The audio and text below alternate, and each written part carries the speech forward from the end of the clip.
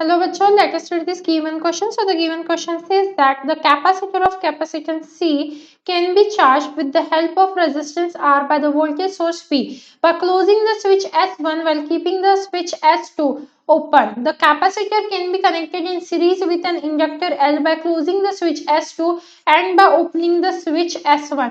तो देखिए यहाँ पे हमें क्या बताया जा रहा है कि पहले क्या है, कैपेसिटर जो है उसका कैपेसिटेंस सी है, ठीक है, और वो क्या हो रहा है, चार्ज हो रहा है through the help of resistance का, through the help of resistance with the voltage V, ठीक है, सोर्स।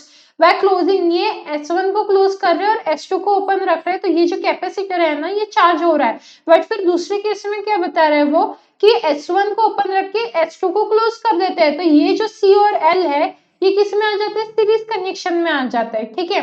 तो अब हमें यहाँ पे चार्ज ऑन कैपेसिटर हमें फाइंड आउट करना है। तो देखिए यहाँ पे चार्ज ऑन कैपेसिटर क्या होता है हमारा, charge on capacitor, charge on capacitor eight time T, ये क्या हो जाता है एट टाइम टी, ये क्या हो जाता है हमारा Q is equal to Q naught और 1 minus e raise to the power minus t by eta, ये होता है। अब यहाँ पे Q नॉट की वैल्यू क्या है, CV होती है, और ईटा क्या है हमारा, सॉरी टाइम क्या बोल रहे हैं, at time T is equals to twice eta ले रहे हैं, at T is equals to twice eta. तो अब ये वैल्यू अगर हमने इस इक्वेशन में सब्स्टिट्यूट कर दी तो क्या मिलेगा मुझे, Q is equals to CV 1 minus e raise to the power minus 2 eta by eta, right. तो यहाँ से ये ईटा अगर कैंसिल हो गया तो Q इज इक्वल्स टू क्या मिल गया मुझे, CV 1 minus e raise to the power minus 2, और ऐसा तो मुझे यहाँ पे ऑप्शन बी में दिख रहा है, राइट।